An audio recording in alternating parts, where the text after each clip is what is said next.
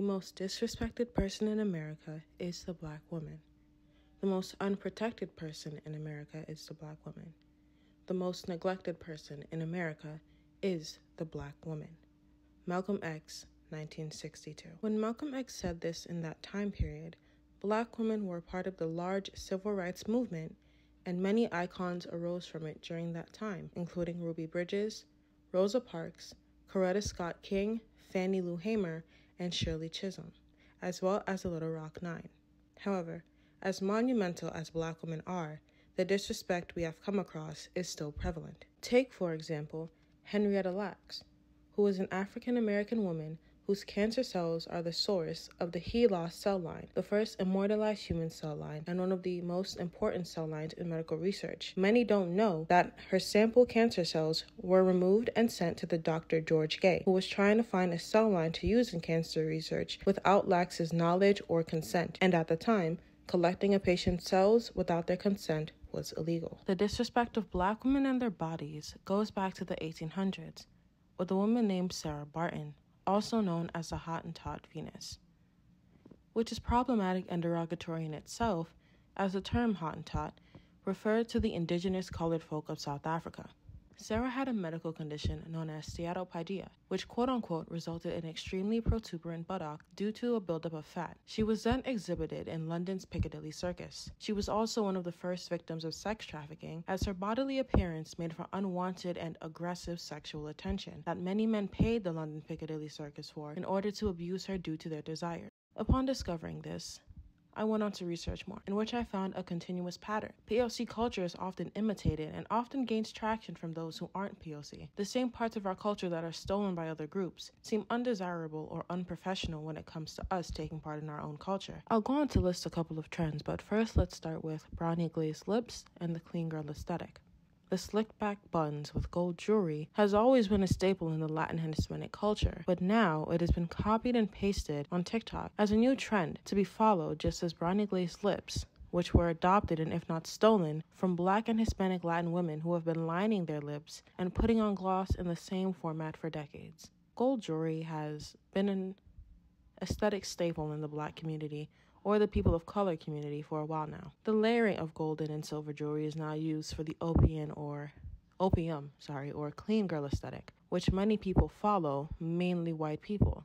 When POC have been doing this, it was deemed tacky, ghetto, and there were many movies made about this, such as Babs, but no one seemed to like it. It always seemed to be coincided with the hoochie aesthetic. Locks and braids have been deemed appropriate in many workspaces, and in some cases, even kids are still critiqued on this in high school sports. Some are even suspended from schools. Yet, when white people do it for the aesthetic, i.e. the hippie aesthetic, they're not looked down upon.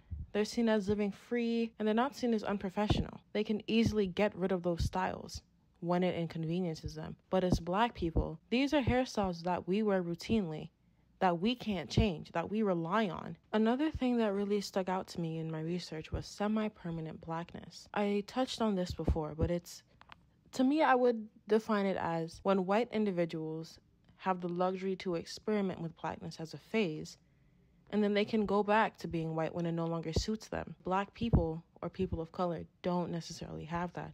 We have to live with our skin color our entire lives. An example of this could be Miley Cyrus during her bangers era. This was her bad girl era, her experimental era, her wild era, where she wore Jordans, rapped, twerked on stage, smoked weed, and did all the stereotypical Black things. And then all of a sudden, as she was done with it, she went back to being the wholesome country singer that she used to be, or the wholesome pop girl. And even recently now, it seems like she's in her 70s diva phase. Another example is Kylie Jenner. During her come up, she did the grills, the vaping on Snapchat, dating rappers, which she still does. Well, Timothy Chalamet is something that goes out of the ballpark. But as she was coming up, she dated rappers, twerked, had butt injections, cornrows, wigs, colored wigs at that, which Black women are demonized and called ghetto for, bright lipsticks and long acrylics. And all of a sudden, as she's done with that, she's moved to the clean girl aesthetic. She's deflated her BBL, or reduced her BBL. Her nails are no longer as long, and that could be with her being a mother. Now she's moving to more minimalistic styles in her makeup brand. Isn't that a bit weird? Last but not least, Ariana Grande, the biggest culprit of all, For years, she had the black scent, the tan, that was darker than me even. I say these things not in full criticism, as I can understand many record labels push what sells, and for some reason, a lot of cultures are appropriated. I just don't know why you can't stay to your own culture, if I'm being honest. But I say this just to point out the pattern of many, many, many white celebrities abandoning their whiteness to cater to an audience. I would even go as far as to say that many white people treat blackness as an accessory. I mean, how many times have you heard, "I'm not racist. I have a friend who's black." You see this in the elections normally, and I'd like to point this out during an election year, because when else will I get the time? But in elections, you've seen Joe Biden and Trump using rappers and black politicians for the black vote. For example, Joe Biden meeting up with Glorilla for some reason, and Trump pardoning Lil Wayne and Kodak Black, I believe, to appeal to the black vote, because black people care about those rappers. Additionally, Joe Biden used Kamala Harris as his token black in order to win the 2020 election. The imitation of POC culture is not flattering. And I mainly say this because the same behaviors that we engage in as they are our own culture are demonized. For example, the typical shape of a black woman, which often consists of a round posterior, is often called the ghetto booty on us. However, on a white woman who gets surgery to look the same way, it's deemed as desirable. When black women wear cornrows, we are often seen as unkempt and untamed for wearing our natural hair, and we are often demonized by our own and also people who aren't us. However, when white women do cornrows, it's, oh, we're the descendants of Vikings. When we wear bright wigs and bright lip gloss and brightly colored hair and braids, we're seen as ghetto. But when Kylie Jenner had done it, it was seen as experimental and became a trend, and she even said that she started the trend of people wearing wigs in 2014, 2015, when black women have been doing that for years. I mean, if you go into the beauty store right now, you'll probably see some of the same wigs that black women have been wearing for generations. Also, when black women are competitive in sports and in the workplace, we're seen as aggressive and tyrants, also unsportsmanlike. But when white women do the same thing, they're seen as rulers of the game, and it's just real basketball.